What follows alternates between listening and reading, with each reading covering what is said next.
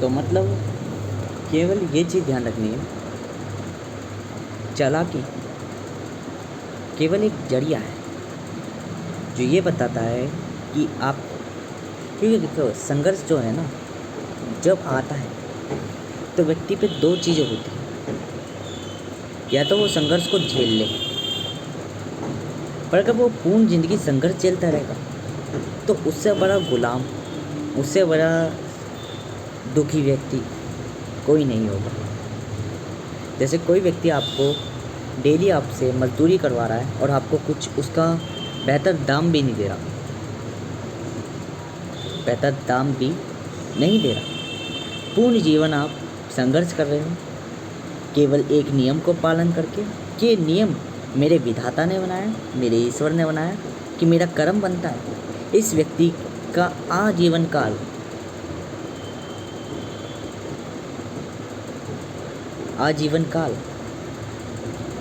इनकी सेवा करना।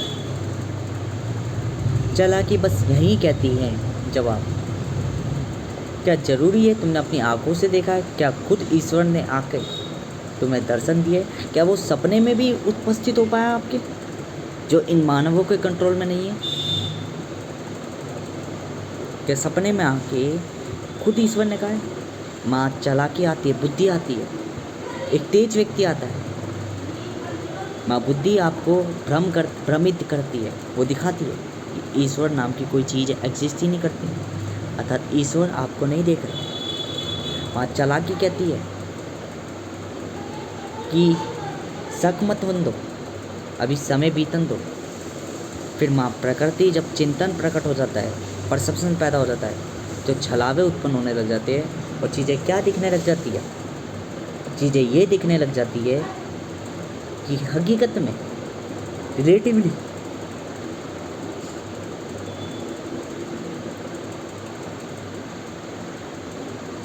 वो मेरा हनन कर रहा था केवल। चालाकी यहाँ वो देती है कि जहाँ मौका मिले माँ वफादारी को त्याग कर, छल का सहारा भी लिया जाए तो कोई दिक्कत नहीं। अगर आप हार गए तो मर तो तब भी रहे थे, और यदि आप जीत गए तो जो वो गंदी नाली के पेटी चोदते हैं वे बिल्कुल भी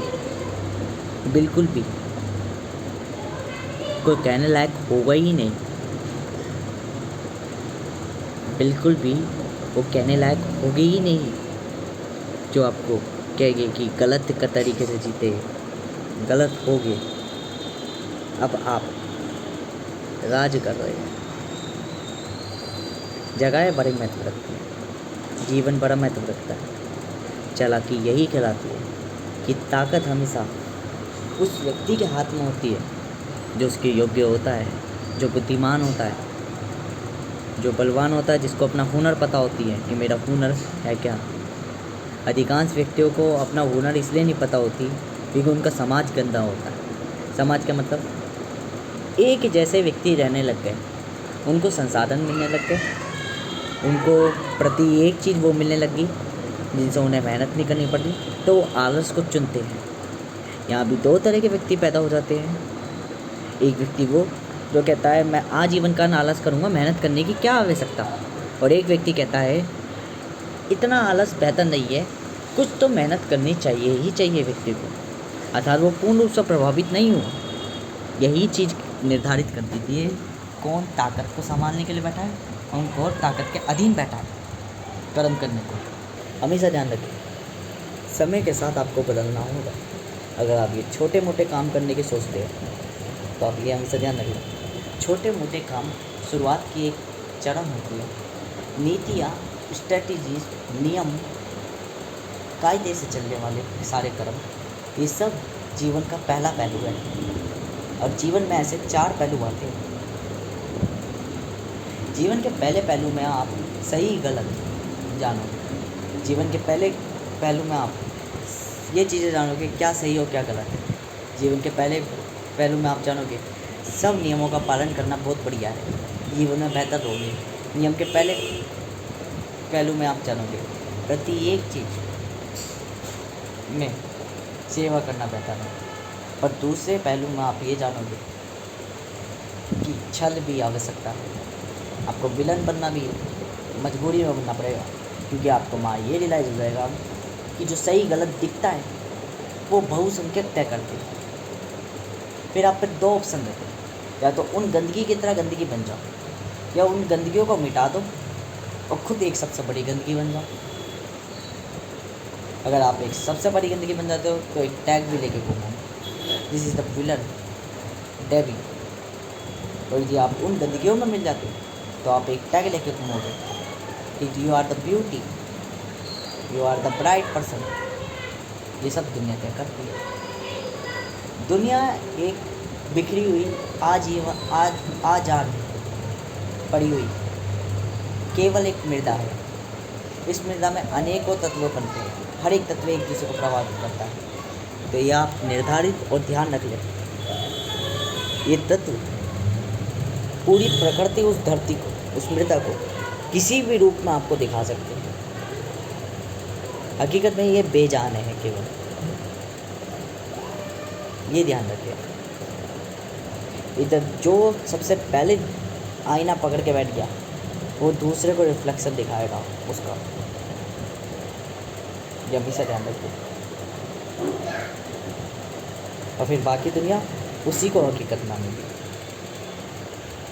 तीसरा फेज, जहाँ व्यक्ति नियम बनाता, तीसरा पहले जहाँ व्यक्ति अपने व्यवहारिक जीवन खुद एक वो व्यक्ति बनता है जो पहले बहुसंख्यक थे, अर्थात अब वो अपने फेवरेबल काम करवाता है। वैसे दुनिया में आवश्यक है कि व्यक्ति के अंदर जोश होना जरूरी है। दुनिया में आवश्यक है कि व्यक्तियों को, अगर व्यक्ति से काम निकलवाना है तो उसको इल्यूजन्स में रखना पड़ेगा कि तुम्हारी दुनिया यहीं तक सीमित है, ताकि वो तुम्हारे लिए काम करे। तो तीसरे में आप एक किताब लेते हो। चौथे में आप ये ज्ञात कर लेते हो कि ये सिर्फ एक खेल था, मुझे कर्म करने कैसे हैं यही महत्व रखते हैं, और सही गलत फिर आप पहचानने लग जाते हो दोबारा।